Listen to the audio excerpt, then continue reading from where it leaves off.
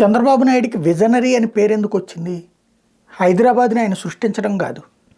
అది అలా మాట్లాడే వాళ్ళని అమాయకులు అనాలా, లేదంటే గనక మూర్ఖత్వంతో మాట్లాడే వాళ్ళు అనాలా? ఎందుకంటే హైదరాబాద్ అనేటటువంటిది ఒక మహానగరం. అది ఉంది కాబట్టినే కర్నూలు రాజధానిని తీసేసి హైదరాబాద్కి వెళ్ళాం మనం. రాజధాని అనేటటువంటిది ఆంధ్ర ప్రాంతంలో ఉన్నట్టు కర్నూలు రాజధాని తీసి తెలంగాణతో రాష్ట్రాన్ని కలుపుకొని వెళ్ళాం. అంటే ఆనాడు హైదరాబాద్ అనేది అంత ప్రాధాన్యం ఉంది కాబట్టినే రాష్ట్రాన్ని కలుపుకోవడానికి ఒప్పుకున్నాం. అట్లాంటి దాన్ని మనం సృష్టించాం అని చెప్పుకుంటే స్వాత్కర్ష పరనింద తప్పించి మరేమీ ఉండదు. తెలంగాణ ప్రజలే దాన్ని అంగీకరించలేదు. అది ప్రత్యక్షంగా కనిపించినటువంటి విషయం.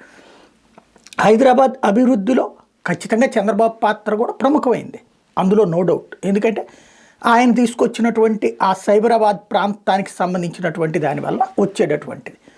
ఎట్ ద సేమ్ టైం అంతకుముందే ఇండస్ట్రీస్ అక్కడ ఉన్నమాట వాస్తవం. ఆ ఇంపాక్ట్ వల్లనే అక్కడికి ఇండస్ట్రీస్ రావడానికి మరింత వెసులుబాటు అయింది. దాని వాతావరణం కావచ్చు, అక్కడే రాజధాని కావచ్చు, ఇవన్నీ. ఆంధ్రప్రదేశ్లో విజన్ అంటే అట్లాంటి ఆప్షన్ విశాఖపట్నం.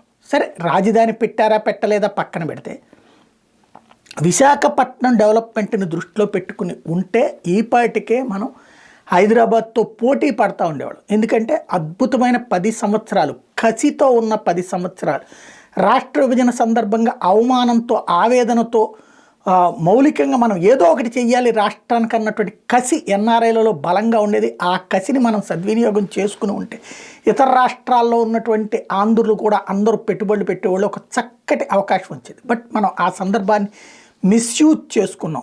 టోటల్గా అమరావతి దాని చుట్టూతా అన్నటువంటిది అక్కడ పెట్టచ్చు. కాకపోతే నగరం దగ్గరకు వస్తాడు తప్పించి ఒక వ్యాపారవేత్త, ఒక పారిశ్రామికవేత్త పుట్టే నగరం దగ్గరికి ముందే వచ్చి కూర్చునేటంతటి అమాయకత్వం ప్రపంచంలో ఎక్కడా కూడా లేదు. ఎదిగాక వ్యాపారం చేస్తానంటాడు కానీ నేను వచ్చి వ్యాపారం పెడితే నువ్వు ఎదుగుతావు అని ఏ వ్యాపారస్తుడు అనుకోడు. దాని పరిణామమే అమరావతి బేస్ చేసుకుని మొదటి 5 ఏళ్ళు, ఆ అమరావతిని వద్దని రెండవ 5 ఏళ్ళు దాని చుట్టూతోనే కథ నడిచిపోయింది.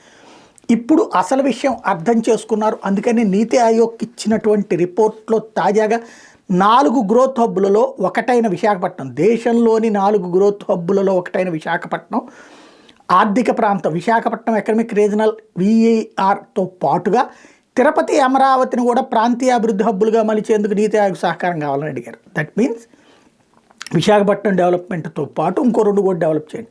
ఇదే ఆ రోజున ఉండుంటే ఈ పాటికి ఆంధ్రప్రదేశ్ పరుగులు పెడతా ఉండేది.